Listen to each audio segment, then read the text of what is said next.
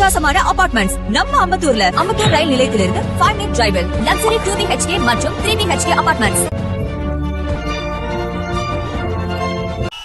வக்ஃப் திருத்த சட்டம் நிறைவேற்றப்பட்ட பிறகு தமிழ்நாட்டில் நடக்கிற முதல் மாபெரும் கண்டன பொதுக்கூட்டம் பண்ருட்டியிலே நடைபெற்றுக் கொண்டிருக்கிறது.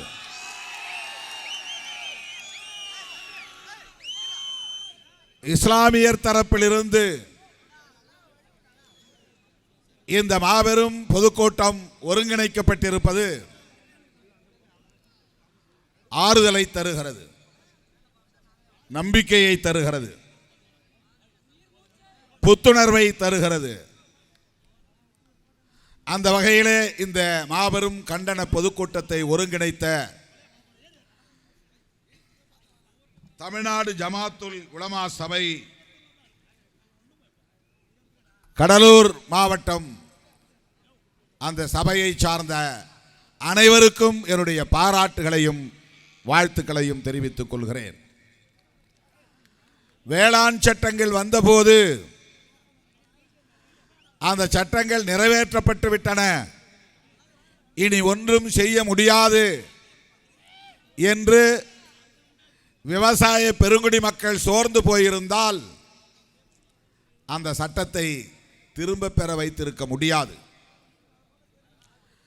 ஓராண்டுக்கு மேலாக விவசாயிகள் தலைநகர் டெல்லியை முற்றுகையிட்டார்கள். டெல்லியை நோக்கி செல்லுகிற தேசிய நெடுஞ்சாலைகள் அனைத்தையும் முற்றுகையிட்டு தமது எதிர்ப்பை உலகமே வியக்கக்கூடிய வகையில் பதிவு செய்தார்கள். ஒரு நாள் இரு நாள் அல்ல, ஒரு வாரம் 2 வாரம் அல்ல, ஒரு மாதம் சில மாதங்கள் என்று இல்லை தோழர்களே, கிட்டத்தட்ட 1.5 ஆண்டுகளுக்கு மேலாக கடும் குளிரிலும் கொளுத்தும் வெயிலிலும் அடை மழையிலும்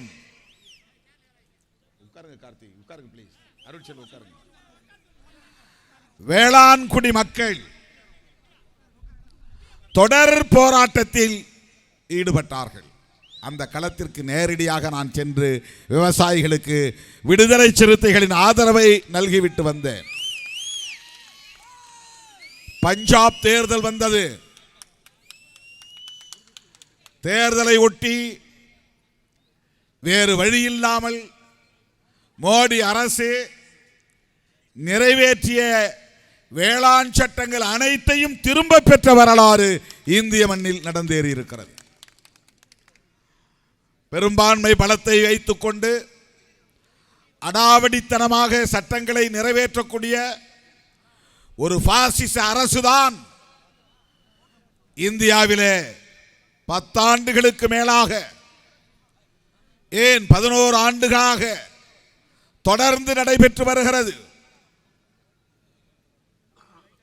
அந்த அரசை தூக்கி எறிய வேண்டும் என்கிற குரல் நாடெங்கிலும் ஒலித்தாலும் கூட அவர்கள் அதை ஒரு பொருட்டாக எடுத்துக்கொள்ளவில்லை. மிக மோசமான ஒரு பாசிச தாக்குதல்,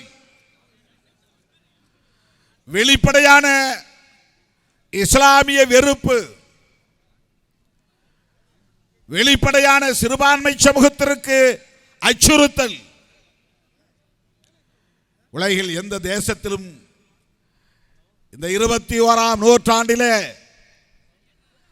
ஜனநாயகத்தை உயர்த்தி பிடிக்கும் காலகட்டத்தில் இப்படி ஒரு ஆட்சி நிர்வாகம் எங்கும் இல்லை. ஐநா பேரவையில் கண்டிக்கிறார்கள், மனித உரிமை கவுன்சிலில் கண்டிக்கிறார்கள். சிறுபான்மை சமூகத்தினருக்கு மிக பெரும் அச்சுறுத்தலாக இருக்கிற ஒரு அரசுதான் மோடி அரசு என்று ஐரோப்பிய யூனியன் அவையிலே, ஆட்சி நிர்வாக அவையிலே பல உறுப்பினர்கள் வன்மையாக கண்டித்திருக்கிறார்கள். இதுவரையில் இந்திய நாடு, இந்திய அரசு இவ்வாறு பகிரங்கமாக எந்த ஒரு தேசத்திலும் கண்டனத்திற்குள்ளாகியதில்லை. வெட்கக்கேடு, மானக்கேடு. மோடி ஆட்சிக்கு வந்த நாளிலிருந்து உலக அரங்கில் இந்தியாவின் மதிப்பு சரிந்து கொண்டே இருக்கிறது. உலக நாடுகள் வெளிப்படையாக கண்டிக்கிற ஒரு அவமானகரமான ஆட்சி மோடி தலைமையிலான பாசிச ஆட்சி. வக்ஃப் திருத்த சட்டத்தை எனக்கு முன்னர் பேசியவர்கள் உங்களுக்கு எடுத்துரைத்திருக்கிறார்கள். இந்த சட்டத்தை திரும்ப பெறுகிற வரையில்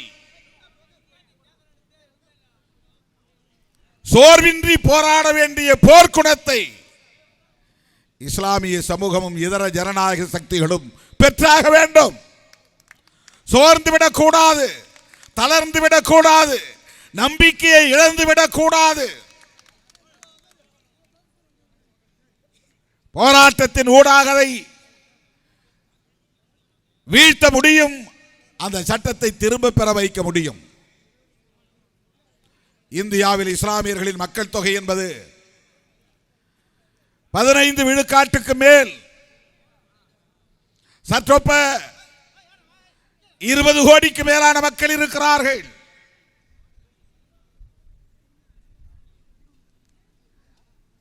இன்னும் ஒரு நாடு இங்கே உருவாகக்கூடிய அளவுக்கான மிக கொடூரமான ஒரு ஆட்சியை மோடி தலைமையில் நடத்தி கொண்டிருக்கிறார்கள், தூண்டுகிறார்கள்.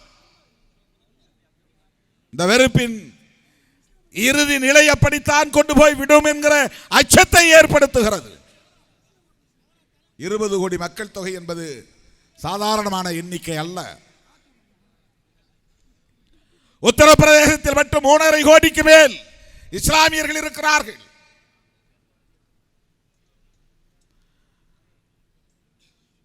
மிக கணிசமான மக்கள் தொகையை கொண்ட ஒரு சமூகம். இவர்கள் யாரும் அந்நியர்கள் இல்லை, அராபியர்கள் இல்லை. இந்த மண்ணின் மைந்தர்கள், பூர்வீக குடிகள், இந்த மண்ணுக்கு சொந்தக்காரர்கள். இஸ்லாமியர்களுக்கு நான் விடுக்கிற வேண்டுகோள், நீங்கள் இஸ்லாமியர் என்று எண்ணுவதை காட்டிலும் இந்த மண்ணின் மைந்தர்கள் என்று எண்ணுவது மேலோங்கி இருக்க வேண்டும். அந்த உணர்வு மேலோங்கி இருக்க வேண்டும். அப்போதுதான் இப்படிப்பட்ட பாசிசத்தை எதிர்க்கிற போர்க்குணம் இன்னும் வலுப்பெறும். நாம் யாரோ எவரோ அல்ல, எங்கிருந்தோ அடைக்கலம் தேடி வந்த அகதிகள் அல்ல. இந்த மண்ணின் பூர்வீக குடிகள். ஆனால் சனாதன பாசிச கும்பல் இஸ்லாமியர்களை அந்நியர்களை போன்ற ஒரு தோற்றத்தை உருவாக்குகிறார்கள். இஸ்லாமியர் அல்லாதவர்கள் மத்தியிலே இந்த உளவியலை கட்டமைக்கிறார்கள் என்பதை விட இஸ்லாமியர்களுக்கே அந்த உணர்வை உருவாக்கக்கூடிய வகையில் செயல்படுகிறார்கள். இஸ்லாமியர்களே தங்களை இந்த மண்ணுக்கு தொடர்பில்லாத அந்நியர்கள் என்று உணரக்கூடிய வகையிலே வெறுப்பு பிரச்சாரம் இங்கே மேலோங்கி கொண்டிருக்கிறது. நான் சொல்லுகிற கருத்து மிகவும் நுட்பமான ஒன்று. ஆழமாக நீங்கள் சிந்திக்க வேண்டும். உங்களை இஸ்லாமியர் என்றே உணர வைத்து இந்த மண்ணிலிருந்து அந்நியப்பட்டவர்கள் என்கிற உணர்வை திட்டமிட்டு விதைக்கிறார்கள். அப்படி ஒரு நிலைக்கு நீங்கள் ஆட்பட்டு விடக்கூடாது. இஸ்லாமிய பண்பாட்டை ஏற்றுக்கொண்ட இந்தியர்கள் நாங்கள் என்கிற உணர்வை பெற வேண்டும். இந்த மண்ணின் மைந்தர்கள் என்கிற உணர்வை பெற வேண்டும். இந்த மண்ணின் பூர்வீக குடிகள் நாங்கள் என்கிற உணர்வை பெற வேண்டும். இந்த தேசம் எங்களுக்கான தேசம் என்கிற உணர்வை பெற வேண்டும். தோழர்களே, இஸ்லாமியர்களுக்காக வேறு எவரோ போராடி இந்த உரிமைகளை பாதுகாப்பார்கள் என்று எதிர்பார்த்து காத்திராமல் இஸ்லாமியர்களே தன்னை தற்காத்துக் கொள்வதற்கான போர்க்குணத்தை பெற்றாக வேண்டும். அது ஆட்சியாளர்களுக்கு மிக பெரும் அச்சுறுத்தலை உருவாக்க வேண்டும்.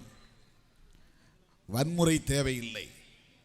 ஆனால் வேளாண் விவசாயிகள் ஒரு துளி வன்முறை கூட இல்லாமல் தொடர்ந்து அமைதியான முறையிலே அறவழியிலே போராட்டம் நடத்தி ஆணவம் கொண்ட இந்த ஆட்சியாளர்களை மண்டியிட வைத்தார்கள், மண்ணை கவ வைத்தார்கள்.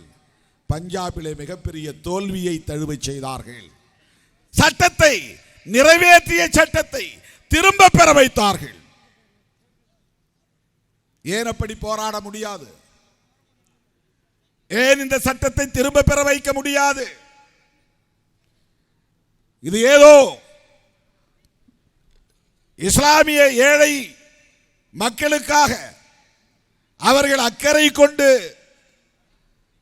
அவர்கள் நலம் பெற வேண்டும் என்பதற்காக உருவாக்கிய சட்டத்தை போன்ற ஒரு தோற்றத்தை உருவாக்குகிறார்கள். பாரதிய ஜனதா கட்சியில் ஒரே ஒரு இஸ்லாமியருக்கு கூட வேட்பாளராக இருக்கிற வாய்ப்பை கூட தராத கட்சி அந்த கட்சி. இந்த 3 பொது தேர்தல்களில் பிஜேபியில் ஒரே ஒரு எம்பி கூட இஸ்லாமியர் எம்பி இல்லை. வெளிப்படையாக உங்கள் வாக்குகள் எங்களுக்கு தேவையில்லை என்ற முடிவை எடுத்துவிட்டு காய்களை நகர்த்துகிறார்கள், செயல் திட்டங்களை தீட்டுகிறார்கள். முஸ்லிம் ஓட்டு எங்களுக்கு தேவையில்லை, உங்களுக்கு எதிரான அரசியல் தான் எங்கள் அரசியல். இப்படி வெளிப்படையான ஒரு செயல் திட்டத்தோடு இயங்குகிற கட்சி பாரதிய ஜனதா கட்சி. அமைச்சரவையிலே ஒருவர் கூட இஸ்லாமியர் இல்லை. ஏனென்றால் பிஜேபியில் ஒருவர் கூட இஸ்லாமியர் நாடாளுமன்ற உறுப்பினராக இல்லை. ஏனென்றால் இஸ்லாமியர் வெறுப்புதான் பாஜகவின் ஆன்மாவாக இன்றைக்கு இருக்கிறது, அரசியல் வெற்றிக்கான ஒரு உத்தியாக இருக்கிறது. திட்டமிட்டு இஸ்லாமியர்களுக்கு எதிரான அரசியலை செய்வதன் மூலம் இந்துக்கள், பெரும்பான்மை இந்துக்கள் எங்களுக்கானவர்கள் என்று உரிமை கோருகிறார்கள். இந்துக்களுக்கான, பெரும்பான்மை இந்துக்களுக்கான கட்சி பாரதிய ஜனதா கட்சி என்று நிலைநிறுத்த பார்க்கிறார்கள். இந்த அரசியலை நாம் புரிந்து கொள்ள வேண்டும். இந்துக்களை இஸ்லாமியர்களுக்கு எதிராக திருப்புகிறார்கள். இஸ்லாமியர்கள் இந்துக்களுக்கு எதிராக போய்விடக் கூடாது. இஸ்லாமியர்கள் பாஜகவுக்கு எதிராக போராட வேண்டுமே தவிர இந்து சமூகத்திற்கு எதிராக அல்ல. ஆனால் அதை அவர்கள் எதிர்பார்க்கிறார்கள். இந்த சட்டத்தின் மூலம் அதை செய்ய அவர்கள் சூது செய்கிறார்கள். சூழ்ச்சியோடு இந்த சட்டத்தை கொண்டு வந்திருக்கிறார்கள். இந்த சட்டத்தின் மூலம் இந்த மதரசா வக்ஃப் சொத்து இல்லை என்று அவர்களால் சொல்ல முடியும். இந்த தர்கா வக்ஃப் சொத்து இல்லை என்று சொல்ல முடியும். இந்த மசூதி வக்ஃப் சொத்து இல்லை, இதற்கு ஆவணம் இல்லை, எந்த ஆண்டிலே தரப்பட்டது, எங்கே பதிவு செய்யப்பட்டது, இதற்கு என்ன ஆதாரம் என்ற கேள்வியை எழுப்பி அதை பறிக்க முடியும். இந்த இடுகாடு இஸ்லாமியர்களுக்கான வக்ஃப் சொத்து இல்லை, அதற்கு ஆதாரம், ஆவணங்கள் எதுவும் இல்லை என்று சொல்ல முடியும். அப்படி ஒரு சட்டத்தை இன்றைக்கு அவர்கள் கொண்டு வந்திருக்கிறார்கள். நோக்கம் என்ன? இஸ்லாமியர்களுக்கான வக்ஃப் சொத்து என்கிற இறை சொத்தை அபகரிப்பதுதான் அவர்களின் நோக்கம்.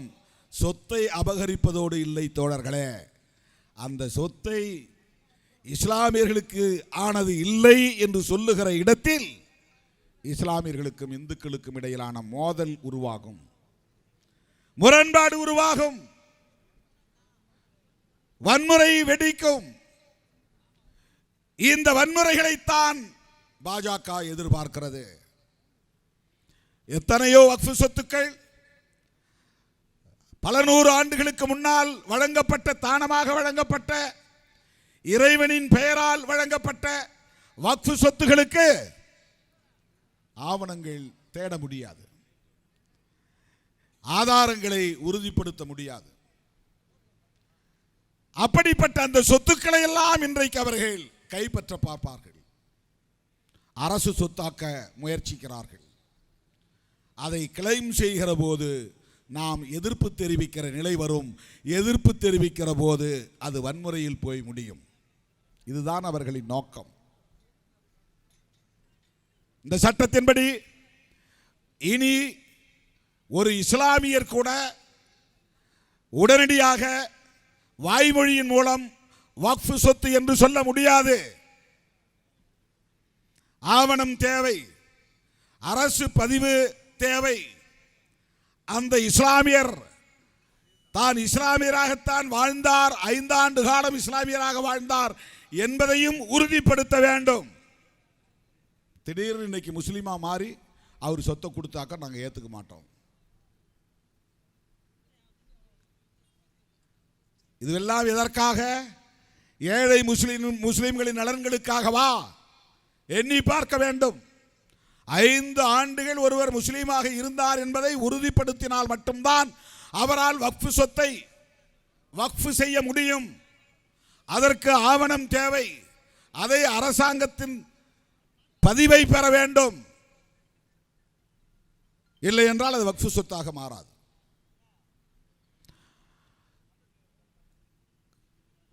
இறுதி மூச்சு காலத்திலே ஒருவர் பிள்ளை குட்டிகள் இல்லை என்று வைத்துக் கொள்வோம். அந்த சொத்தை வக்ஃப் செய்ய வேண்டும். அவரால் எழுந்து வந்து பதிவு அலுவலகங்களில் கையெழுத்து போட முடியாது. அப்படிப்பட்ட நேரத்தில் சாட்சியை வைத்துக்கொண்டு என் சொத்துக்கள் அனைத்தையும் வக்ஃப் செய்கிறேன் என்று சொல்லுகிற வழக்கம் கடந்த காலத்தில் இருந்தது. இனி அப்படி வக்ஃப் செய்ய முடியாது. இஸ்லாமியர் அல்லாதவர்கள் இந்துக்களாயிருந்தாலும் கிறிஸ்தவர்களாயிருந்தாலும் அவர்கள் தங்கள் சொத்துக்களை இறை சொத்தாக்குவதற்கு அல்லாஹ்வின் பெயரால் வக்ஃப் செய்யும் வழக்கம் இருந்தது, உரிமை இருந்தது. அது ஷரியத் சட்டத்தின்படி செல்லும். ஆனால் இனிமேல் இஸ்லாமியர் அல்லாத ஒருவர் வக்ஃப் செய்ய முடியாது. இஸ்லாமியர் அல்லாத ஒருவர் இஸ்லாமியர் நலன்களுக்கென்று தமது சொத்தை வக்ஃப் செய்யக்கூடாது என்று சட்டம் கொண்டு வருகிறவர்கள் இஸ்லாமியரின் வக்ஃப் சொத்தை நிர்வாகம் செய்கிற சபையில் இஸ்லாமியர் அல்லாதவர்கள் இடம்பெற வேண்டும் என்று சட்டம் கொண்டு வந்திருக்கிறார்கள். கேட்டால் வெளிப்படைத்தன்மை என்கிறார்கள். இந்துக்களின் சொத்துக்களை நிர்வாகம் செய்யக்கூடிய நிர்வாக குழுவில் இஸ்லாமியர்களை சேர்க்கிற சட்டம் இருக்கிறதா? இந்துக்கள் அல்லாதவர்களை சேர்க்கிற வாய்ப்பு இருக்கிறதா? அல்லது வேறு எந்த ஒரு மதத்தின் சொத்து நிர்வாகத்திலும் அந்த மதத்தை சாராதவர்களை உறுப்பினர்களாக்குவதற்கு சட்டம் கொண்டு வந்திருக்கிறார்களா? அந்த வழக்கம் இருக்கிறதா? நாடு விடுதலை பெறுவதற்கு முன்பு புத்தகயா என்கிற இடத்தில் பீகார் மாநிலத்தில் மகாபோதி விகார் கட்டப்பட்ட நிலையில் அதை நிர்வகிக்கக்கூடிய குழுவிலே பௌத்தர் அல்லாத பிராமணர்களை உறுப்பினர்களாக்கி வைத்திருக்கிறார்கள். அது நாடு விடுதலை ஆவதற்கு முன்பே நடந்திருக்கிறது. இன்றைக்கு அந்த பௌத்த பிக்குகள் இஸ்லாமியர் பௌத்தர் அல்லாத உறுப்பினர்களை நீக்க வேண்டும், அந்த சொத்து நிர்வாகத்தை பௌத்தர்களுக்கு மட்டுமே ஒப்படைக்க வேண்டும் என்று உண்ணாநிலை அறப்போராட்டம், தொடர் போராட்டம் நடத்தி கொண்டிருக்கிறார்கள். அரசு கண்டுகொள்ளவில்லை. நான் மக்களவையில் அதை குறித்து பேசினேன். சட்டத்துறை அமைச்சரை சந்தித்து முறையிட்டேன். பௌத்தர்களுக்கு என்ன நிலையோ அது இன்றைக்கு இஸ்லாமியர்களுக்கும் சட்டப்பூர்வமாகி இருக்கிறது. நாளை கிறிஸ்தவர்களுக்கும் ஆகும். சமணர்களுடைய சொத்து நிர்வாகத்திலும் இவர்கள் தலையிடுவார்கள். பார்சிகளின் சொத்து நிர்வாகத்திலும் தலையிடுவார்கள். சீக்கியர்களின் சொத்து நிர்வாகத்திலும் தலையிடுவார்கள். சிறுபான்மை சமூகம் இங்கே பாதுகாப்பு உணர்வோடு வாழ முடியாத நிலை உருவாகும். இது எவ்வளவு பெரிய அநீதி! இது எந்த வகையிலே ஏழை இஸ்லாமியர்களின் நலன்களை பாதுகாப்பதாக இருக்க முடியும்? பாரதிய ஜனதா கட்சி ஆளக்கூடிய மாநிலங்களில் வக்ஃப் வாரியங்களில் உறுப்பினர்களை நியமித்தால், இஸ்லாமிய அல்லாதவர்களை நியமித்தால் அவர்கள் எந்த அமைப்பை சார்ந்தவர்களாக இருப்பார்கள்? 100 விழுக்காடு RSS அமைப்பை சார்ந்தவர்களாகத்தான் இருப்பார்கள். ஒவ்வொரு மாநிலத்திலும் வக்ஃப் வாரியம் உண்டு. தேசிய அளவில் சென்ட்ரல் வக்ஃப் கவுன்சில் ஒரு மத்திய சபை இருக்கிறது. அதிலும் இஸ்லாமியர் அல்லாதவர்களை நியமிக்க முடியும். மாநில வாரியாக வக்ஃபு வாரியத்திலும் இஸ்லாமியர் அல்லாதவர்களை நியமிக்க முடியும். இன்றைக்கு டெல்லி அவர்கள் கையிலே இருக்கிறது. சென்ட்ரல் வக்ஃப் கவுன்சிலில் இஸ்லாமியர் அல்லாத உறுப்பினர்களை நியமிக்க வேண்டுமானால் அவர்கள் யாரை நியமிப்பார்கள்? யோசித்து பாருங்கள். RSS இயக்கத்தில் பயிற்சி பெற்றவர்களைத்தான் நியமிப்பார்கள். 10 பேரோ 11 பேரோ எத்தனை பேரோ அத்தனை பேரையும் RSS காரர்களை நியமிப்பார்களே. ஆனால் வக்ஃபு சொத்து நிர்வாகம் எப்படி இருக்கும்? எந்த லட்சணத்தில் இருக்கும்? தமிழ்நாட்டிலே வக்ஃபு வாரியத்தில் திராவிட முன்னேற்ற கழகம் ஆட்சியில் இருப்பதனால் திமுக அரசு அந்த சட்டத்தை நடைமுறைப்படுத்த கூடாது என்று நான் வேண்டுகோள் விடுக்க கடமைப்பட்டிருக்கிறேன். அது வேறு. ஒருவேளை நடைமுறைப்படுத்தும் நிலை வந்தால் இஸ்லாமியர் அல்லாத உறுப்பினர்களை சேர்க்க வேண்டும் என்றால் திமுக ஆளுகிற காரணத்தினால் RSS காரனுக்கு அந்த வாய்ப்பு கிடைக்காது. ஆனால் பிஜேபி ஆளக்கூடிய மாநிலங்களில் என்ன நிலை என்பதை எண்ணி பார்க்க வேண்டும். பிஜேபிக்கு ஆதரவாக இருக்கிற கட்சிகள் ஆளக்கூடிய மாநிலங்களில் அந்த வக்ஃபு வாரியத்தில் யாரை உறுப்பினர்களாக சேர்ப்பார்கள் என்பதை எண்ணி பார்க்க வேண்டும். இஸ்லாமியர் அல்லாத ஒருவர் வக்ஃபு சொத்து செய்யக்கூடாது என்று சொல்லுகிறார்கள். ஆனால் அந்த வக்ஃபு வாரியத்திற்கு ஒவ்வொரு மாநிலத்திலும் CEO என்கிற ஒரு பதவி இருக்கிறது. அந்த பதவியில் இஸ்லாமியர் தான் இருக்க வேண்டும் என்ற கட்டாயம் இல்லை என்று சட்டத்தை திருத்தியிருக்கிறார்கள். அதன் பொருள் CEO நான் முஸ்லிம் தான் என்று பொருள். அதிகாரி யார்? இஸ்லாமியர் அல்லாதவர் CEO-வாக வருகிறார். மாவட்ட ஆட்சித்தலைவர் யார்? 38 மாவட்டங்களில் ஆட்சித்தலைவர்களாக முஸ்லிம்கள் அனைவரையும் 38 பேரையும் நியமிக்க முடியுமா? முடியாது. முஸ்லிம் அல்லாதவர்கள் தான் மாவட்ட ஆட்சியர்களாக வருவார்கள். இந்த சொத்து வக்ஃபுக்குரியதுதான். ஆவணங்கள் இருக்கின்றன, ஆதாரங்கள் இருக்கின்றன, டிஸ்பியூட் இல்லை, சொத்து தகராறு இல்லை, யாரும் இதை கேள்வி எழுப்பவில்லை என்று சான்றளிக்கக்கூடிய அதிகாரத்தை மாவட்ட ஆட்சியரிடத்தில் ஒப்படைக்கிறார்கள். மாவட்ட ஆட்சியர் தலையிட முடியும்.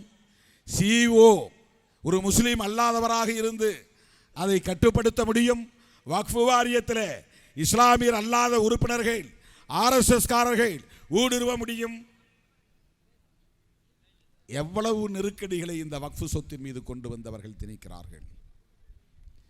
இதனுடைய நோக்கம் என்ன?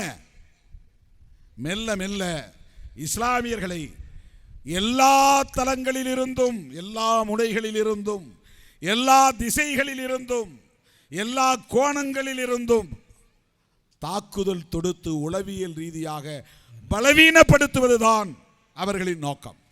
ஏன் இஸ்லாமியர்களை பலவீனப்படுத்த வேண்டும்? ஏனென்றால் அவர்களின் இறுதி ஃபைனல் டிக்ளரேஷன் என்று ஒன்று இருக்கிறது. அவர்களின் கடைசி அறிவிப்பு ஒன்று உள்ளது. அதை எதிர்க்கக்கூடியவர்கள் இஸ்லாமியர்களும் இதர சிறுபான்மை மக்களுமாகத்தான் இருப்பார்கள். இதர சிறுபான்மை மிக மிக சொற்பமானவர்களாக இருக்கிறார்கள். இஸ்லாமியர்கள் தான் கிட்டத்தட்ட 19 கோடி பேர், 20 கோடி பேர் இருக்கிறார்கள். இந்த இஸ்லாமியர்கள் அரசியல் சக்தியாகவும் இருக்கிறார்கள், கட்டுக்கோப்பாகவும் இருக்கிறார்கள், ஒற்றுமையாகவும் இருக்கிறார்கள், மத கொள்கையின் மீது பிடிப்புள்ளவர்களாகவும் இருக்கிறார்கள். இவர்கள் மிக இலகுவாக ஒன்று திரண்டு விடுவார்கள். ஃபைனல் டிக்ளரேஷன் பாஜக அரசின் கடைசி அறிவிப்பு, RSS உள்ளிட்ட சனாதன கும்பலின் இறுதி லட்சியம் இந்த தேசத்தை இந்து ராஷ்டிரம் என்று அறிவிப்பதுதான்.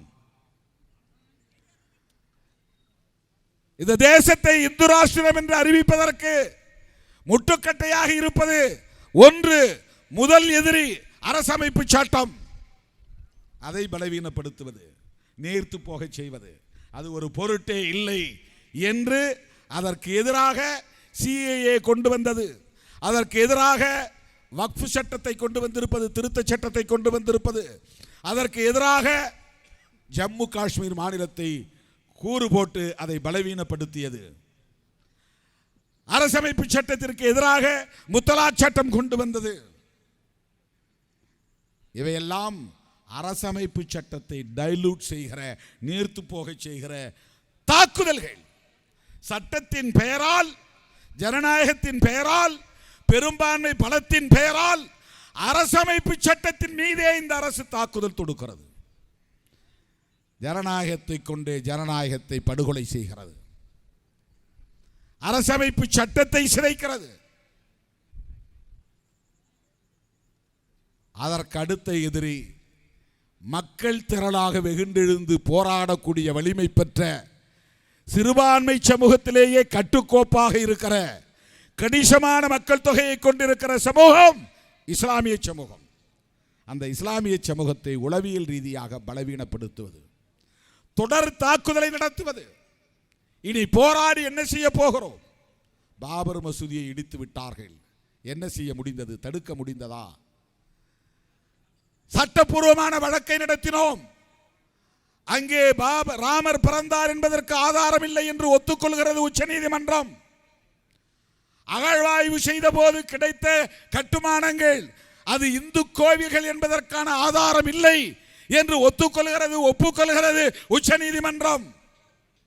ஆனாலும் அந்த இடத்திலே ராமர் கோவிலை கட்டுங்கள் என்று சொல்லுகிறது உச்சநீதிமன்றம். இதை விட ஒரு மோசமான பாசிச தாக்குதல் வேற என்ன இருக்க முடியும்? இது எப்படி நீதியாக இருக்க முடியும்? அங்கே ராமர் பிறந்தார் என்பதற்கு ஆதாரம் இல்லை. கீழே தோண்டி எடுக்கப்பட்ட கட்டுமானம், கட்டிடத்தின் வடிவம் இந்து கோவில் என்பதற்கு ஆதாரம் இல்லை. அப்புறம் ஏன் அந்த இடத்தில் ராமர் கோயில் கட்ட வேண்டும்? ஆனால் உச்சநீதிமன்றம் தீர்ப்பை தருகிறது. உளவியல் ரீதியாக பலவீனப்படுகிற ஒரு பாசிச தாக்குதல். முத்தலாக் சட்டத்தை கொண்டு வந்து ஷரியத் மீது தாக்குதல். ஜம்மு காஷ்மீருக்கு அளிக்கப்பட்ட சிறப்பு உரிமை ஆர்டிகிள் 370 அரசமைப்பு சட்டத்தின் உறுப்பு எண் 370 நீக்கப்பட்டது. லடாக் ஒரு பகுதியாகவும், ஜம்மு ஒரு பகுதியாகவும், காஷ்மீர் ஒரு பகுதியாகவும் 3 துண்டுகளாக உடைக்கப்பட்டு இப்போது அங்கே யாரும் போகலாம், நிலம் வாங்கலாம், தொழில் தொடங்கலாம். அந்த தனி உரிமை, சிறப்பு உரிமை இல்லை என்கிற நிலைக்கு அதை கொண்டு வந்து சேர்த்திருக்கிறார்கள். தாக்குதல். சிஏஏ சட்டம்.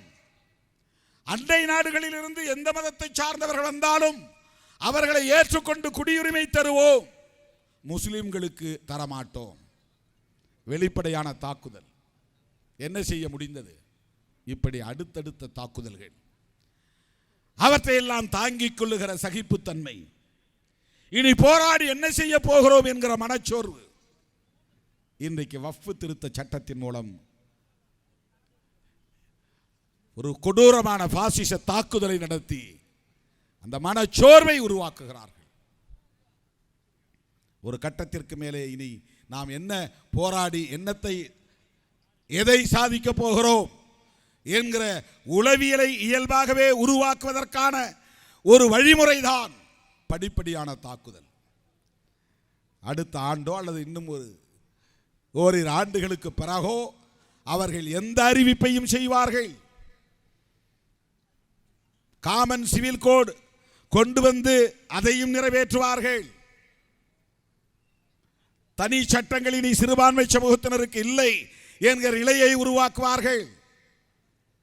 அரசமைப்பு சட்டத்தையே தூக்கி எறிவதற்கும் தயாராவார்கள்.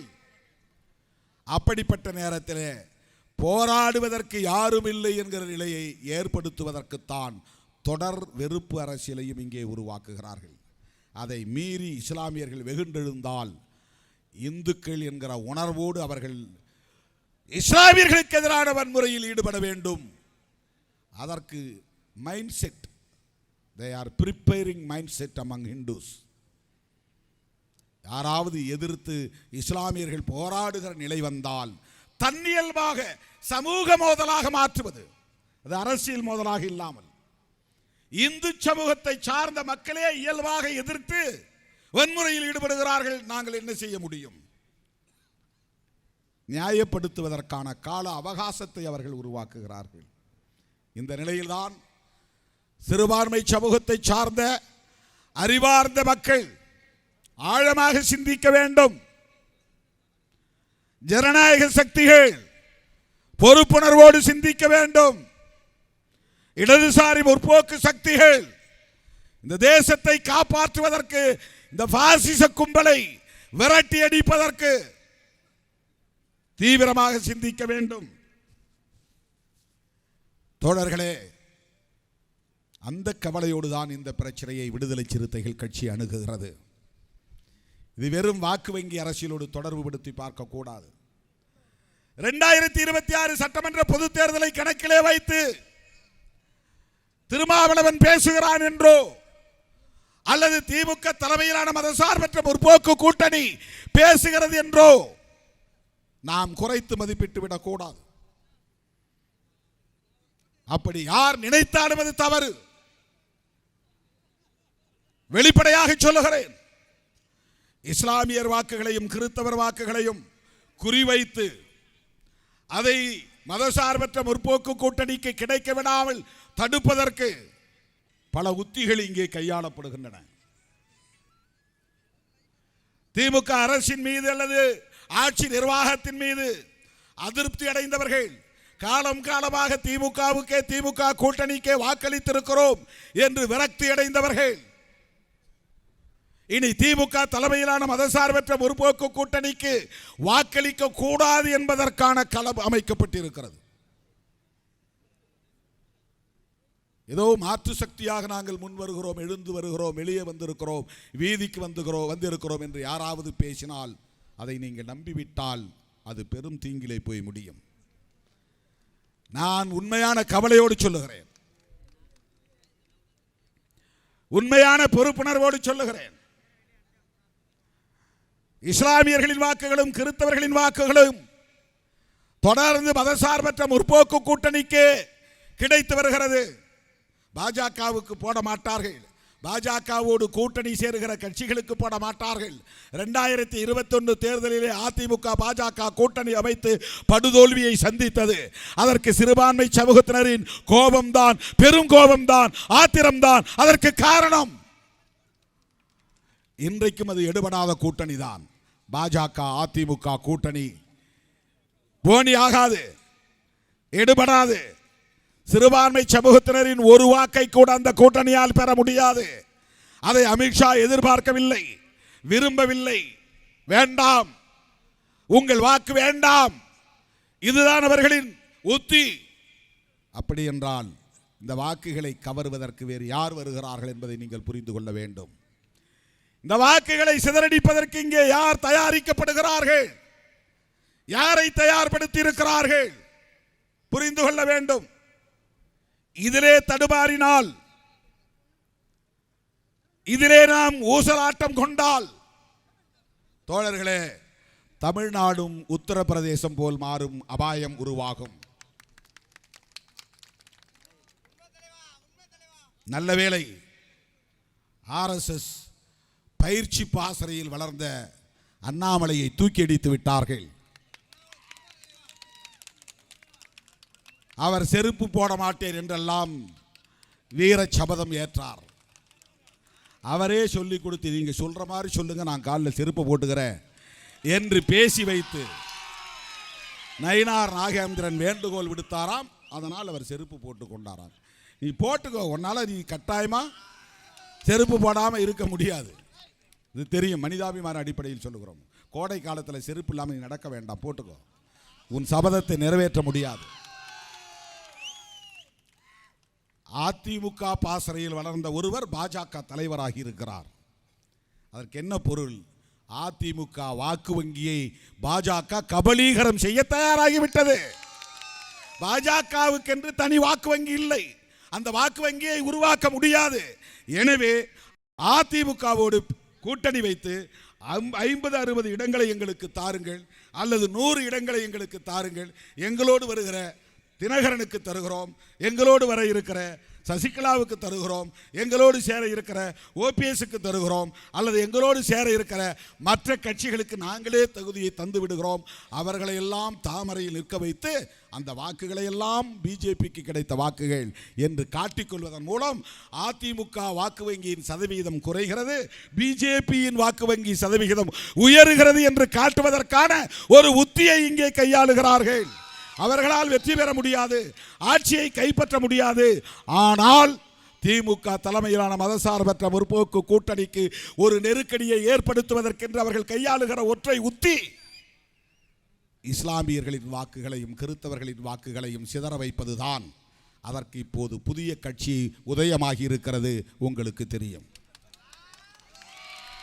அதற்கான களம் உருவாக்கப்பட்டிருக்கிறது, உங்களுக்கு தெரியும். அப்படி ஏமாந்தால் தமிழ்நாடு உத்தரப்பிரதேசமாக மாறுவதற்கும் வாய்ப்பு இருக்கிறது. இதையெல்லாம் நான் எந்த காழ்ப்புணர்வும் கொண்டு தனிநபர் மீது வெறுப்பை உள்ளே வைத்துக் கொண்டு நான் பேசவில்லை.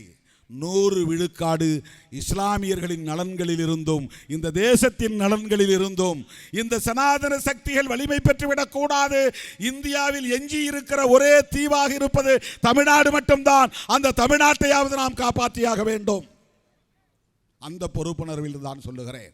எனவே எனது அருமை தோழர்களே, விரைவில் விடுதலை சிறுத்தைகள் கட்சி சிஏஏ சட்டத்தை எதிர்த்து தேசம் காப்போம் பேரணி நடத்தியதை போல ஒரு மாபெரும் பேரணியை நடத்த போகிறோம். விடுதலை சிறுத்தைகள் ஒருங்கிணைக்கவிருக்கிற அந்த பேரணியில் பல லட்சம் பேர் பங்கேற்க இருக்கிறோம். தேதி பின்னர் அறிவிக்கப்படும் என்பதை சொல்லி இந்த நாட்டையும் மக்களையும் காப்பாற்ற ஒருங்கிணைந்து களமாடுவோம் என்று கூறி வாய்ப்புக்கு நன்றி கூறி முடிக்கிறேன். நன்றி, வணக்கம்.